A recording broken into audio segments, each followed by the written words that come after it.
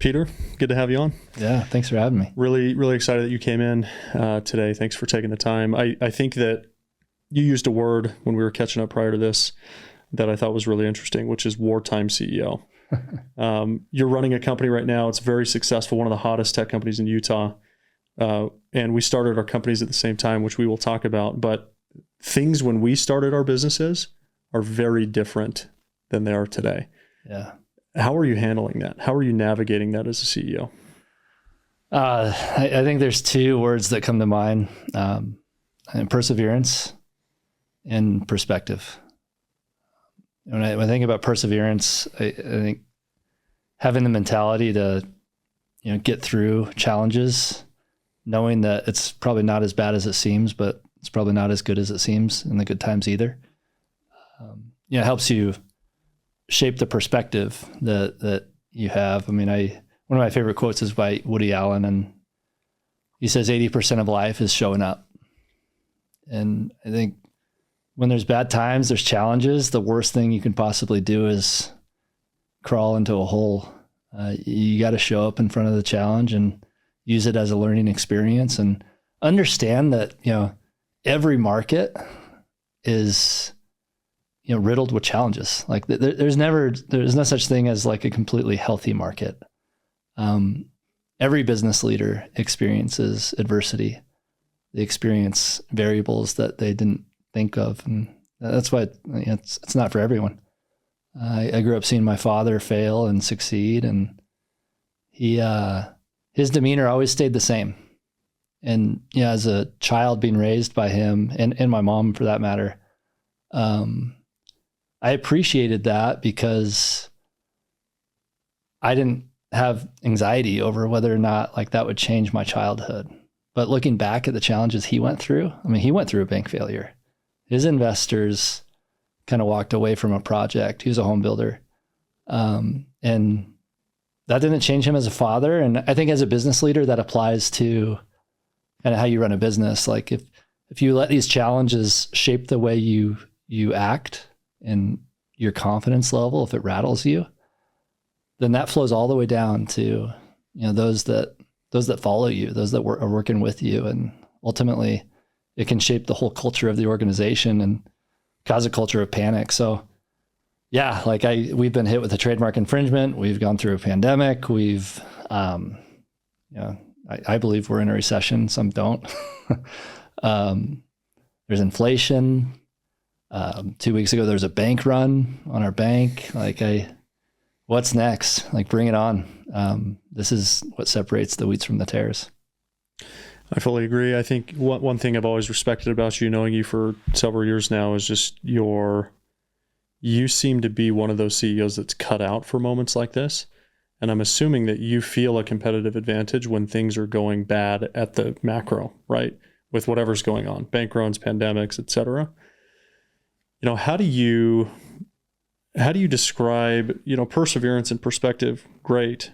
How do you get there, right? So for CEOs listening to this that are like, I don't see a way through this, and they've got kind of a, different mentality on the market, and it's seemingly going to be tough for them to get to the other side. What's your advice for them? It's going to be okay. I think a lot of the pressure comes from external forces.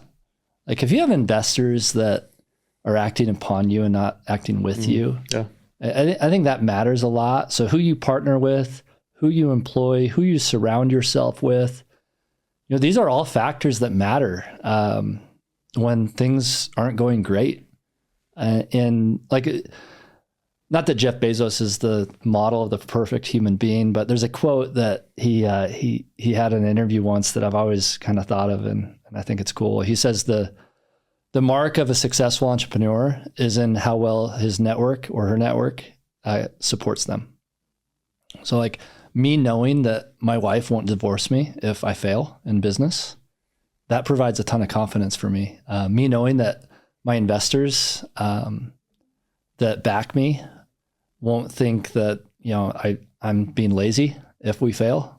That also gives me a greater deal of confidence. It almost gives me a license to be optimistic and and to know that failure is temporary and not permanent. Like we're all iterating, we're all trying our hardest. And so knowing that, those closest in my network know that regardless of what happens, them knowing that I'm all in, that puts my mind at peace. Because I know that my network isn't going to think anything less of me, regardless of what happens, if I succeed or if I fail. And to get your mind to that point, I mean, that takes years of fostering relationships. That's why I cringe sometimes when I hear founders that, they open up a quote unquote process for a funding round, and they say, hey, term sheets are due on this specific date. And then they, solicit kind of a pitch deck around a bunch of investors. Man. I'm like, guilty. Man, like you're like, life's too short to work with people that you don't know, love, and trust. And we probably arguably haven't gotten, I think that's probably unfair. Like we've gotten good terms in all of our rounds, but we haven't always chose the best terms. Because I always optimized for the person I was going to work with. Yeah. Over, what valuation or what dollar amount was being offered. Really smart. I want to take us back in time a little bit to your days at DealerSocket. Yeah. Great company. Was a great company, right? As you know, and many listening know, I built a company in the automotive tech space, and DealerSocket, I mean, be an understatement to say it wasn't one of the most successful, technology companies in the last 20 years in automotive. Yeah. Top 5, top 10 for sure. Tell me about, I know your older brother was the founder of the company. When did you decide that it would be a good idea to start working with your older brother? So I graduated in 2007. And if you rewind back to 2007, I'll go even further back. So our father was a home builder. We all grew up framing homes. That was where our summers, right? Digging ditches and framing homes. I then went to college and I majored in construction management. And in 2007, when I graduated, there was essentially a housing collapse. So, all the companies I had interned with were almost no longer companies. And Jonathan had a vision, right? He built a CRM application for automotive dealers, but he had a vision to build a CRM application for home builders. And that's what was interesting to me of like, hey, this is an industry that's underserved with technology that could potentially benefit from a customer relationship management tool to help home builders service their customers more efficiently and effectively. What happened was, the dealership vertical just took off and we never got into the construction space. So it was a happy accident. Like I shouldn't say I've never applied my major. I've remodeled all my own homes. But there's a lot of principles at play with GUIDEcx that have come from like my scheduling class at BYU, right? Like of knowing like what critical path methodology looks like and how important dependency logic is. And, you dive into a software company after you learn all that stuff, and you kind of see how products are implemented in the software space. There's a glaring need in, helping companies, maintain appropriate schedules and set right expectations with customers. But now I'm getting into selling GUIDEcx, so I'll pause. Can't help it. I think it's great. DealerSocket was I think unique for a lot of reasons, but one of the main ones was while every other company seemingly in their space and out of their space was raising billions and millions and whatever, these guys, I think Jonathan was like one of these serial bootstrapper believers, right? Yeah. What do you think made it possible for him and then you joining the company early on to bootstrap that business? I think some of it was out of just sheer ignorance. Like we didn't know that there was a robust venture capital ecosystem. And frankly, there wasn't back in that day. I think there's a few things at play. One is we sold a phone switch integration back back in the day for like $25,000 is what we charged. That product today, and now I haven't been there obviously for 5 years, but when I left, that product was $15 a month. Like so technology kind of evolved and got a lot cheaper. But back then, like if you can sell, products and services for a high dollar amount and set up fees, that kind of has the ability to fund the business in the short term. Yeah. And today, I just speaking for myself, that's just not acceptable when you're growing a SaaS business to over-index on huge setup fees to fund your business and help the short-term expenditures. I think that's one thing at play. Another thing at play was, Jonathan and Brad did a phenomenal job of motivating a group of people that would die for DealerSocket. Like we bled. You cut me, I bled DealerSocket. Like we were loyal to the T of what like we were building more than just a company. We were building a family, if you will. And we'd go to trade shows and we would be living the brand. And I think when you have that sort of loyalty, it really becomes exponential in all the different ways it affects the business. And one of the ways it affected the business is it got people to work outside of themselves. Like I did as much product work as I did sales work and as much implementation work as I did product work. Like there was, we did it because we bled the brand. I had Chris Harrington on my podcast, who was early Omniture and Domo and CEO of Insight Sales and these other companies today. And, we talked about the magic that was created at Omniture around culture and this thing you're talking about where it was like truly a family and everybody was like eat, breathe, sleep, it was all about Omniture. And, we tended to both agree that to do that today as a company is a lot more difficult. Like you don't really see companies that often that are able to create a culture where people are like all in and like everybody, not just like the few execs or people here and there, but it's like everybody is like marching to the same beat. Yeah. Do you feel like you've accomplished that at GUIDEcx? I'd like to think I have to an extent. I'd also be ignorant if I didn't like call out the dynamics at play today, make it harder to do that. Like why is that?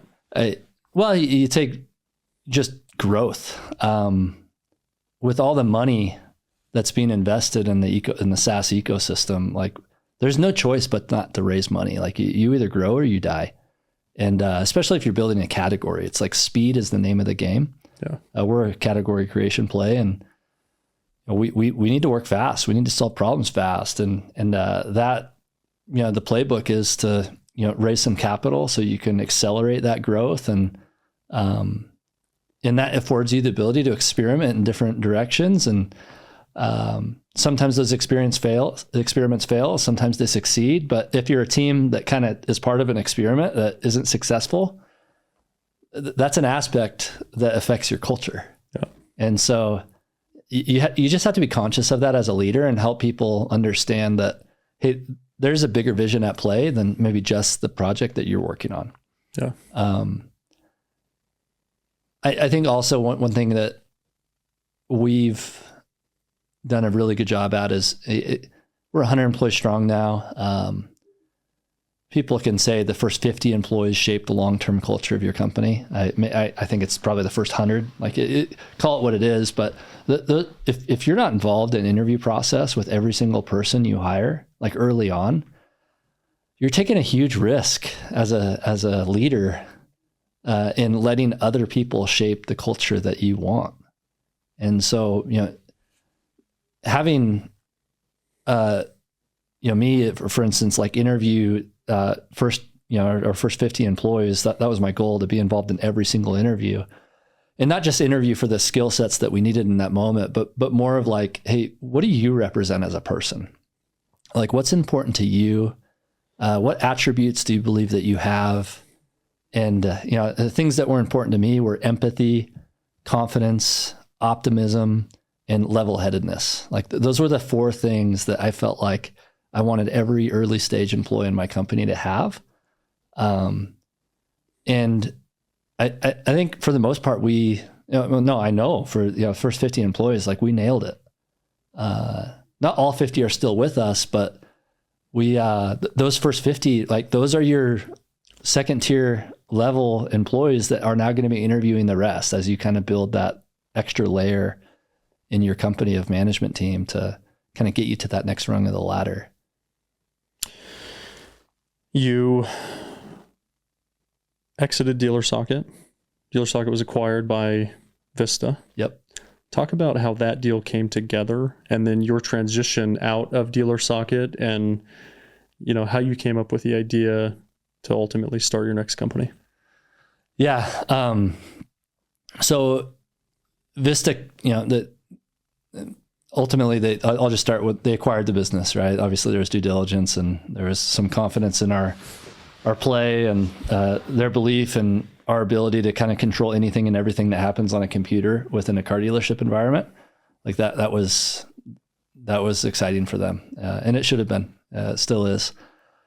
I was that person at DealerSocket that always got put in charge of things no one else wanted to do. I was just that long-term employee that, was, I guess, just never said no.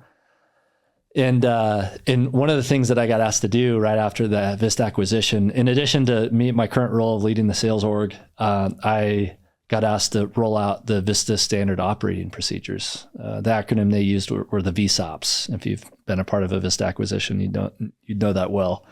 But there was about 180 VSOPs across the whole company, all departments that they wanted us to implement. In addition to that, they also had what they called was BOSS, their Business Operating System Tech Stack School. And they sent me to Boston to go to the school. And the goal of that was to implement 27 solutions across our company that matched, for the most part, all the solutions that other Vista portfolio companies were using. With their motivation was to get all their companies using the same tech stack so they can kind of create some standard metrics, some benchmarks, and just help them operate more efficiently. I call it type 2 fun, like looking back on it, like I wouldn't trade that experience for the world. I also got to participate. We acquired 4 companies in the span of 3 years. So they, Oh, you were there that long? Yeah. After the acquisition? Post-acquisition, wow. Yeah. And that's where the frustration really started to fester in me of like the problem that GUIDEcx solves now, my new company.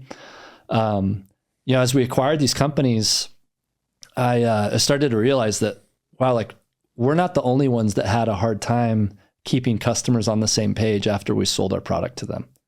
The customers had 3 questions. They always, after we sold them our CRM, they always said, hey, where are we at? Like, when am I going to get DealerSocket? The second thing was, who holds the ball? Like, who's responsible for what? Yeah. Tell me like how the different parties are going to work together seamlessly on my team and like third parties with like the ERP solutions, the inventory management tools, all the different tools we integrated with. And the third question that we couldn't answer that eloquently enough was like, what did I buy? There's this like dynamic of we sold something to the stakeholder of like the GM of the dealership. They often remove themselves from the implementation experience. And now you're working with a customer side implementation team that never participated in the sales process. And they don't know what the finish line looks like. And that oftentimes put our project manager in the situation to have to resell the product all over again. When we acquired these 4 other companies and when I also got exposed to all the other Vista portfolio companies, like that was the light bulb moment where I was like, wow, like we're not the only ones that have these questions. Like they have these challenges, these questions we can't answer eloquently enough to our customers. And I attended a CXO summit. Like this is where Vista invites all their C-levels to, the Montage up in Park City and they share best practices with one another. And one of the breakouts was how to manage the change management process once you implement your tool to your new customer. And I sat through that presentation and no one had it figured out. Like everyone was talking about, well, we use Google Docs paired with this generic project management tool, paired with emails. And then we track all this on this Excel spreadsheet. And And that was like the light bulb moment where I felt like, okay, this is an underserved persona at a company. Like the implementation manager is relegated to using generic project management to solve the problem of engaging their customers and optimizing kind of time to value. And generic project management wasn't good enough. And so I chose to leave. There was kind of a straw that broke the camel's back moment. Like I decided to take my family on vacation. It was 3 years after Vista acquired us. I went through all this type 2 fun, and I was in Hawaii, and I remember I tell this story to all of our new hires at GUIDEcx, and I had 17 missed calls on my cell phone, like ushering my family through the airport. We were on our way to Hawaii. We were excited to go, but I could not disconnect. Like you always know as a manager, like you're doing a good job if you can truly disconnect and your team can self-serve and survive without you. If they can't survive without you, I always tell my leaders at GUIDEcx, like when they go on vacation, they're worried. I'm like, listen, if your team can't survive without you, then we need to change. You should change actually leave when you come home. Yeah. And so that was like a moment to me where I had sold a large automotive group my product, and but DealerSocket. It was a big deal I'd worked on for a number of years. It was the largest independent retailer, could probably say CarMax. And we had 40 pilot dealers rolling on DealerSocket. Yeah. And I was getting blown up with these 3 questions. It's like, they didn't know when they were going to get the good product or service, the DealerSocket in this case. They didn't know who was responsible for what. And dealers were basically, that were being implemented, were shaping the narrative. Like I had no power to help shape the narrative with corporate, saying, no, like these are all the things we're doing for you. This is how the pieces move together, and this is what's happening. So those 17 missed calls, like I was on the phone for, all the way up to the flight departing. And then I got back on the phone at LAX and our connecting flight. And then, I get to Hawaii, which was like, I told my wife on the plane, I'm like, I think I'm going to resign. Like, I think I'm finally there. Like I no longer feel I can solve this problem where I'm at. And then I reached out I wrote the letter of resignation on the plane, and my wife was, Megan was saying, well, wait, let's not send it right away. Are you sure? And I said, yeah, I'm pretty sure. She goes, well, why don't you just go on a run when we get there and wait for the next morning, sleep this through. And so I went on a run as Kaanapali Coast, and I got back probably a couple hours later and said, my mind is still the same. So I pressed send. And then I was on the phone with our CEO, our CRO, our Brad Perry, who was still there at the time. Jonathan had left. They all called, and I was on the phone for a long time, and most of them were encouraging. Like they were saying, hey, you can do this. This is your time. Like you're prepared. Your experience has led you to this moment. Go chase this. And that was invigorating. Amazing. So how much time did you take in between leaving DealerSocket and actually launching GUIDEcx, which was known as Beyond before it was known as GUIDEcx? Right? That's where the trademark infringement came into play. Another company in Ohio named Beyond Software didn't do what we did, but we just chose not to fight it and changed our name. Spelled the same way? Phonetically, sounded the same, but spelled differently. So really? A little education, right? Like you don't know. I had no idea. That like if you launch a company called Target, like that, the target can technically come after you because it's spelled the same way. But take the reverse. If you launch a company called Target and it's spelled with an O, like as long as it's all about, if you're confusing, if you have the potential of confusing the marketplace, then there's a potential case for infringement. I have no idea. So yeah, I left. So 0 time. So this is in Hawaii. I then went down to the business center after I kind of submitted my resignation, got on all the calls, and I told Megan, I'm like, hey, I'm unemployed as of, pretty much 2 weeks from now. And so it's time to go to work. And so I grabbed a stack of white pieces of paper out of the printer at the business center, and I brought them back up to the room, and I just started mocking up just sketches of what I thought the product should look like. And I still have that stack of papers. I have that folder. And my goal was to take those sketches. I then downloaded a product called Balsamic, and this is like a wireframing tool. Yeah.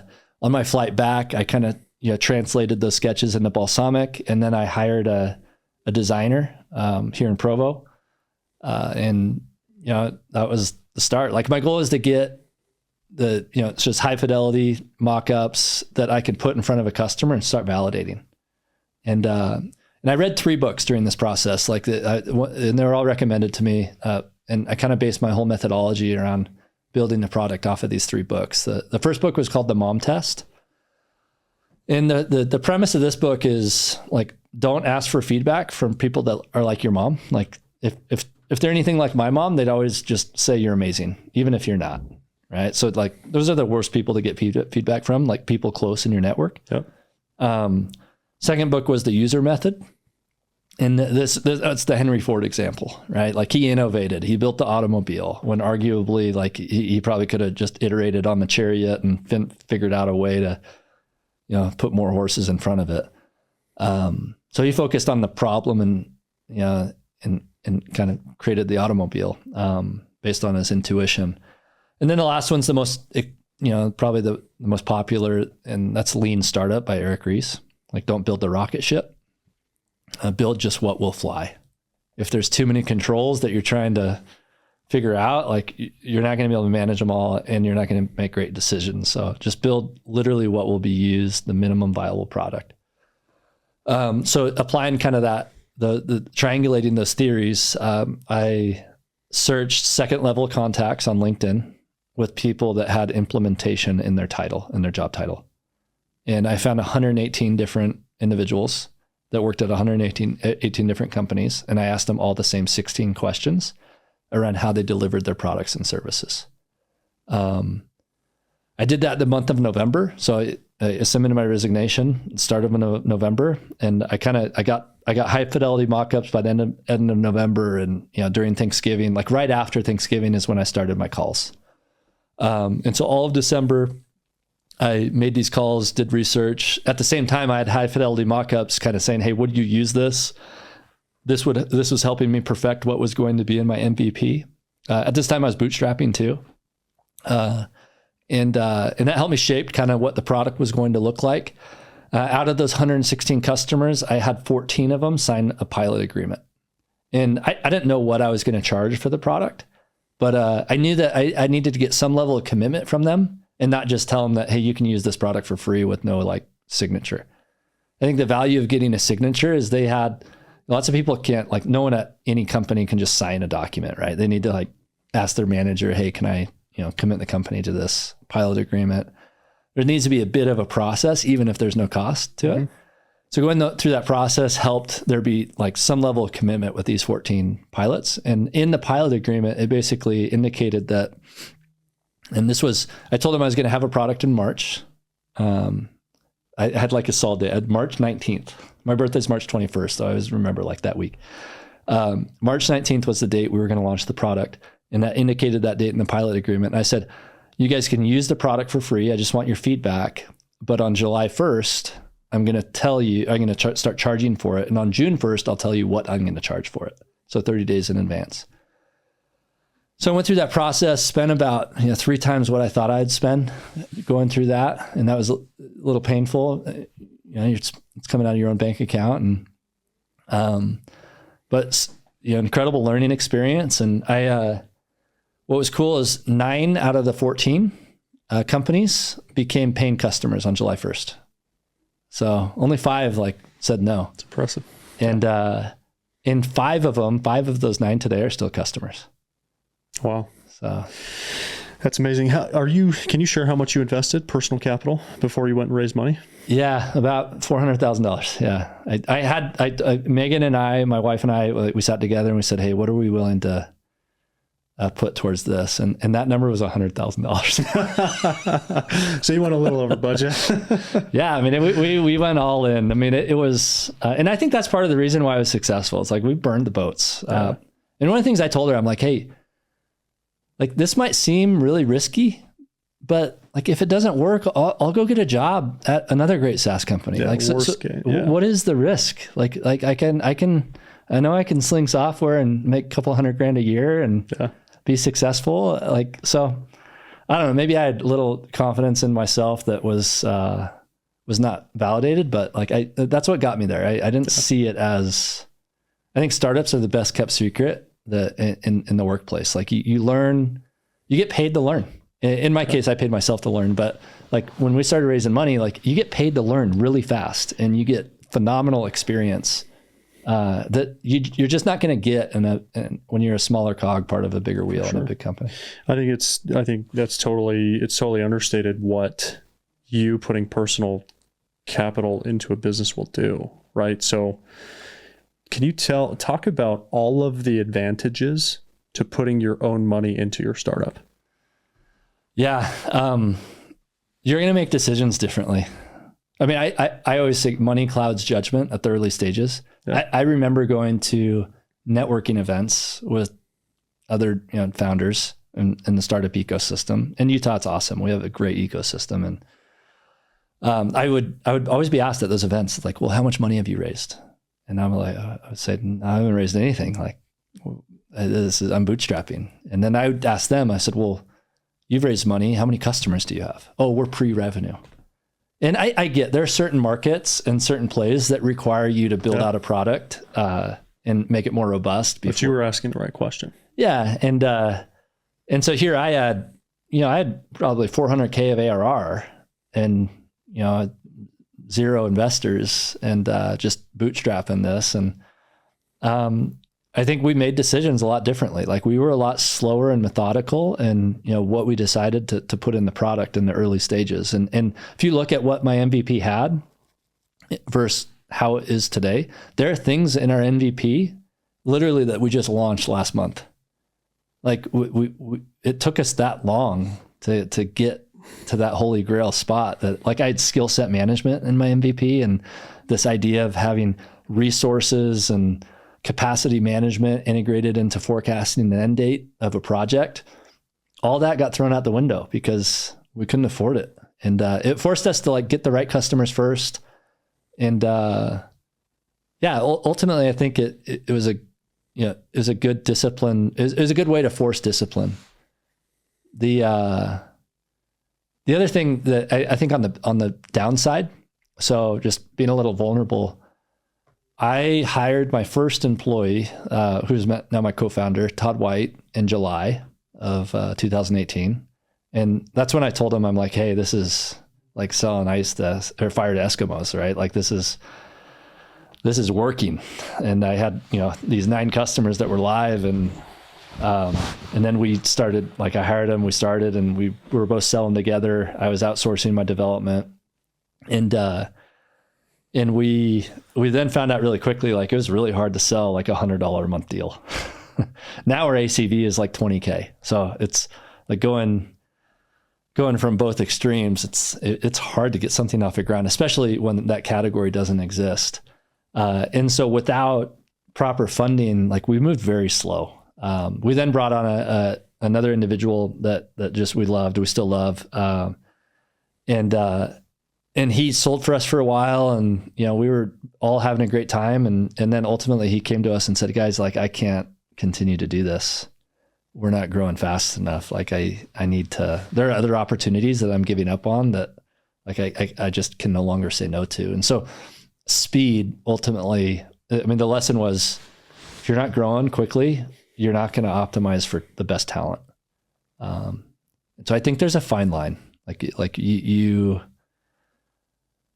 raising money accelerates growth, which ultimately attracts the best talent to your businesses. And would you say that the word best is interesting? Would you say that the best talent, the actual best talent, are the Todd Whites of the world that don't actually need the proof and the funding and the cushy and whatever, but like the next tier, which is the second best, is like, which is a much bigger pool of people, are the people that require the funding? So it's a good call out. Like, I went out to lunch with an individual today who I'm really excited about. Like, he's not an employee but he's early user of our product. He's just a phenomenal person, super talented. That individual I could have never attracted when I had 10 employees. He's not the type, and this isn't right or wrong, just he's not the type that flourishes in that environment. Yeah.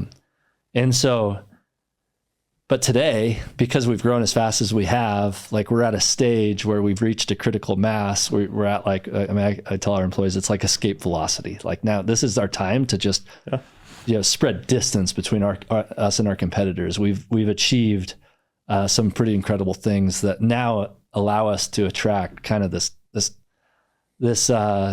other group, I should say, not higher talent, just this other group that thrives in this stage.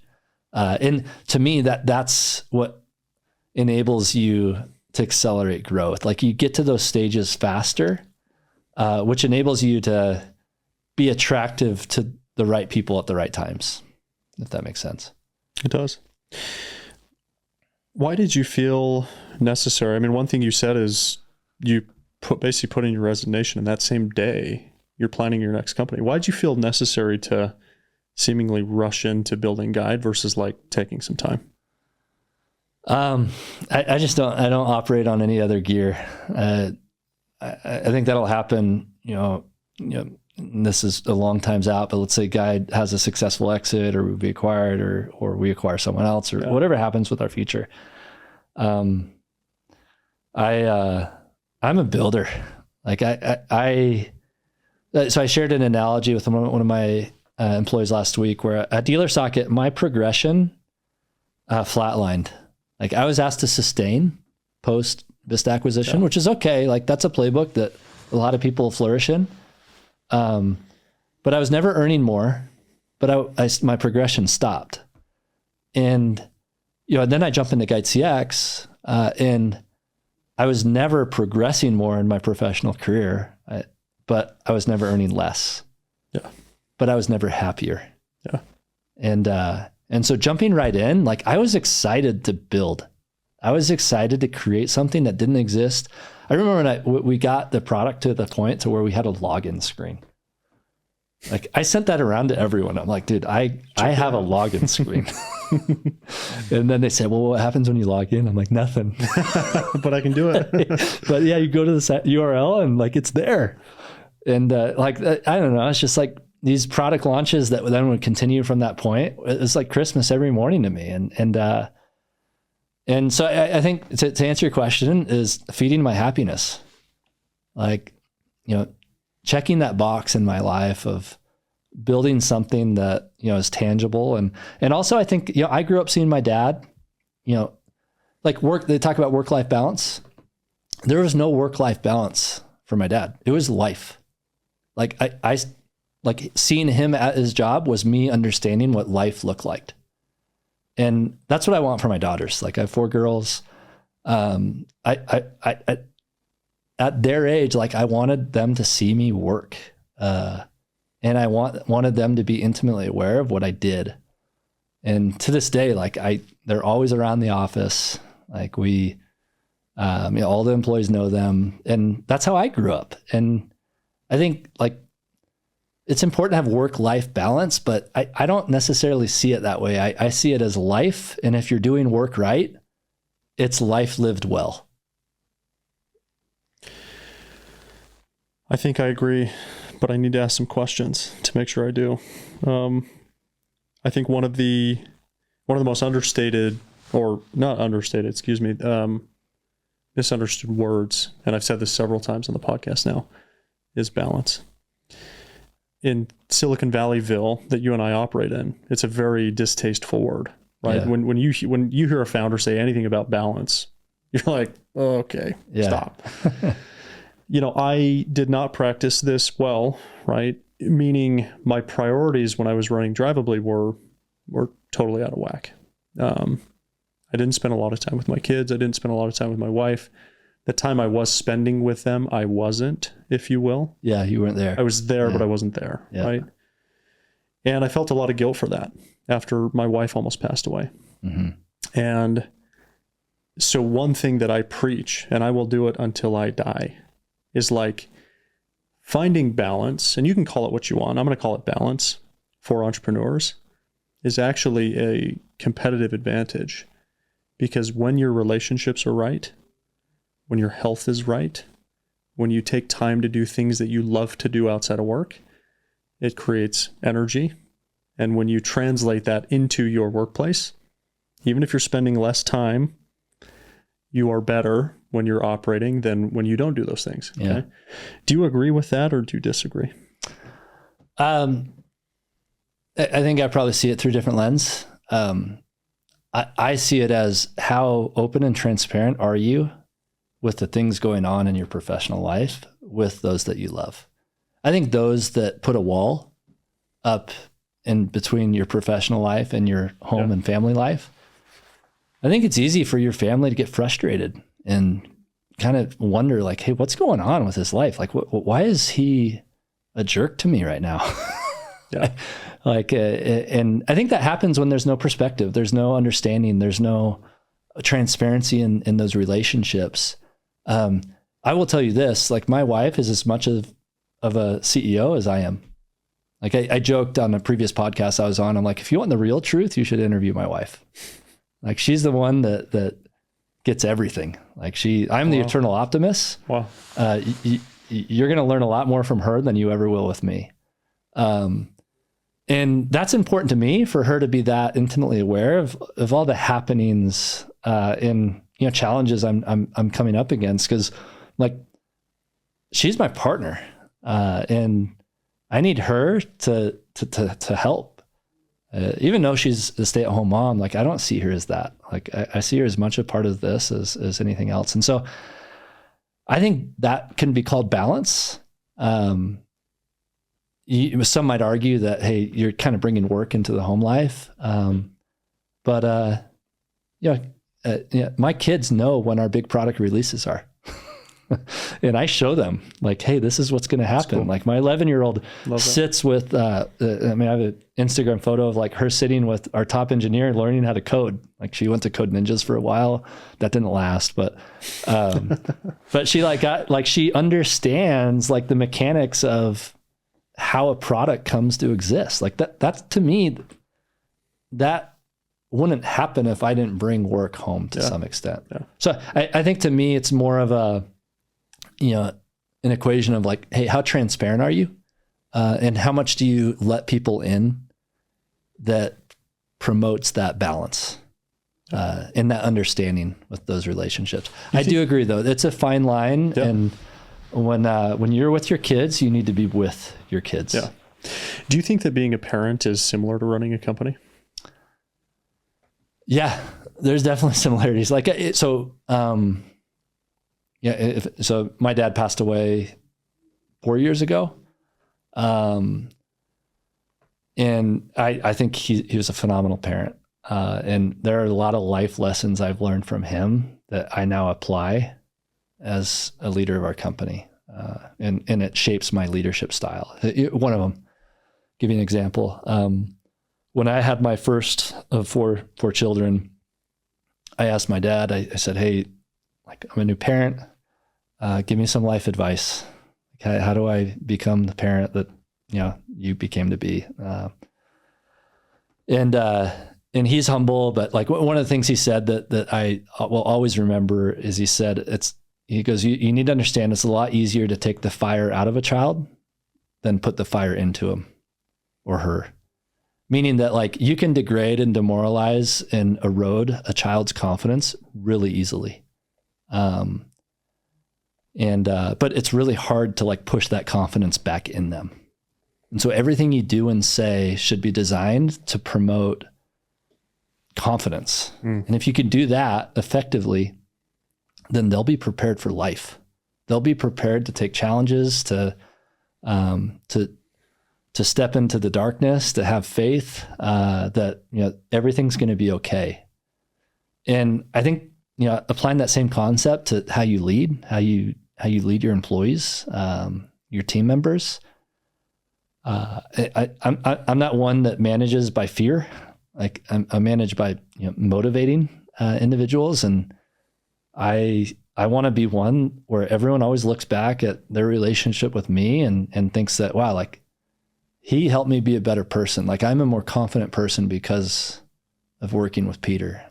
And I don't always live up to that standard, but I definitely try. And I think there's a lot of similarities of, if you can do that with those that you work with, one, you're going to learn a whole lot more from them because they'll open up more to you. They'll be more apt to like be vulnerable, knowing that they're in a protected state, just like your kids. Like if they always know they're in a safe place with you and they're going to hear nothing but compliments, like the world throws enough punches. Like when they're with me, they need to know 3 things. Like I'm their biggest fan, everything's going to be okay. And you know, they can come to me with anything, like love, not judge. And I want my employees to have the same feeling. It's harder. I'm not going to like try to relegate that, like to say my relationship with my daughter is the same as my employees, but there are similarities. And, and I think people you'll learn more from people when you have that candor with them. Your company's performing amazingly. Certainly was. I don't know anymore with the way that the market's going, but I think you would say like your company is, I mean, it's truly one of the best companies in Utah. It's the best company in the category, according to everybody who knows anything about your category that you created. I'm assuming that several companies have tried to buy you at this point. Why haven't you sold yet? Well, so thank you, right, for those compliments. It's like someone complimenting one of your kids, right? Say they're really good at soccer. Well, thank you. That's awesome. Tell me more. Yeah. Yeah, I mean, it's not all peaches and cream, but yeah, we're happy with our growth. I think one is there comes a point in your career where like success doesn't become the primary motivator. Like being significant is more important. And I think that's where my mind is. And you know, I think there's always going to be opportunities to monetize the startup or the company. But I'm only going to say yes to those things if like it allows for, you know, our employees to flourish and our customers to be okay. And it's like the money is no longer the motivator. That's what that doesn't shape my decision-making process as to whether to, you know, sell or hold. But I'm sure when the right opportunity comes along, I'll know. Yeah. It hasn't yet. And I'm having too much fun. Like I told you, startups are the best kept secret. One of the things you have the ability to do is hire people you know, love, and trust. Like I look at the people that are with GUIDEcx now, and like I look forward to coming to work every Monday. It is too much fun to give that up right now. Yeah. And frankly, like I don't know what I'd do. No one will hire me. Like that has now changed holistically, right? Because I know how talented everyone else is around me. Yeah. So, but yeah, there will come a time, but I don't foresee that being in the near future. Yeah, amazing. That's a great, I think, perspective and superpower that you have to put yourself in that position. Because I know, given the size of your company and your growth and the metrics and all the things that people care about, like you could have sold a company right now and made a lot of money and never did anything again for the rest of your life. So, but very noble. I want to ask you about your zone of genius. This is things that you're great at and that you also love to do.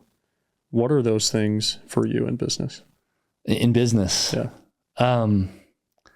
I love to be on the phone with customers. Like I'm one of the challenges you have when you're growing a company is getting pulled in different directions where you don't necessarily have passion for those things. Yeah. Like one of them was on the legal side, like negotiating red lines on, you know, large enterprise customers, that have seasoned lawyers that are much more seasoned than, you know, the Peter Ward Law School guy. Yeah. Like, and having to like hire, you know, $1,500 an hour lawyers to like help you negotiate these red lines. Just not something I enjoy, not something I flourish at, not something that, you know, where my confidence like streams in those conversations just because that's not my skill set. And so having hired now a general counsel that's in-house, that's relieved a tremendous amount of stress off me. Yeah. We have an HR leader. That's another thing, is like negotiating benefits and making sure that payroll is run in a timely manner. And like now we have an HR leader who that's his passion, and they love doing that. And so hiring those roles in our company it's kind of a push and pull as you're building your company. It's like you start getting pulled away from what you love doing the most until you can hire that individual to replace that need. Yeah. So you can then go back to what you love to do. Yeah. And for me, that's being in front of customers, that's solving problems, and preaching the GUIDEcx gospel. And I flourish in that environment, and that's what brings the most happiness. Amazing. I love it, man. Let's end with, I every once in a while I'll ask this question, and I think you've got the experience and the skills to answer it in a very powerful way, which is for those listening who want to start a company, what's your just number one piece of advice that you would share with them? Do it. So I went to lunch with a guy named Nate Bray. I know Nate. Yeah. He started a company called Brexio. I think that was the name of the company, but he was a mentor of mine. I knew him in California. I always kept in touch with him. He's a motivator. And I came to him and I said, "Hey, Nate, like, this is what I'm thinking of doing. I know you started a company. What would you tell me?" And he said, "Don't do it." Because you have a good job, you got a good salary, you have good work-life balance, like just keep going, man. Yeah. And he goes, "But I'm looking in your eyes and I know you're already going to do it." And he says, "I'll give you one piece of advice." He goes, "You drive that car straight off the cliff, pedal to the floor with no skid marks. If you have your mindset that way, then do it." And it's kind of an interesting visual, right? Just that is. You really are flying off a cliff, and but I'm also like, people might find safety in working for larger organizations and having a 9-to-5, but I'm a firm believer that betting on yourself is a much more safe experiment than working at a big company on a small team. Like, there are risks everywhere, so why not bet on yourself? Let's end on that. Thanks for coming on. Yeah, this was a pleasure. I appreciate you being here. Awesome. Well, thanks for the opportunity. I love what you're doing. This is cool. Thanks, man. Thank you for joining another episode of the Rollercoaster podcast. Really grateful to have Peter, my dear friend, on the interview today, and want to share the top 3 learnings from the podcast today. I loved his book recommendations that he shared about mastering the ability to build and ultimately deliver product. The first one being the MOM test, all around product feedback. The second one being the user method, all around user feedback. And then the Lean Startup by Eric Ries. I think these are great books. I'm familiar with them. He would recommend them, and so would I. The second takeaway was one piece of advice that his father gave him, which was that it's easier to take the fire out of a child than to put it back in. I think that can actually apply as a leader with employees too. And so motivating your children, motivating your employees, those that you care about, is the way to set them up to have success in life.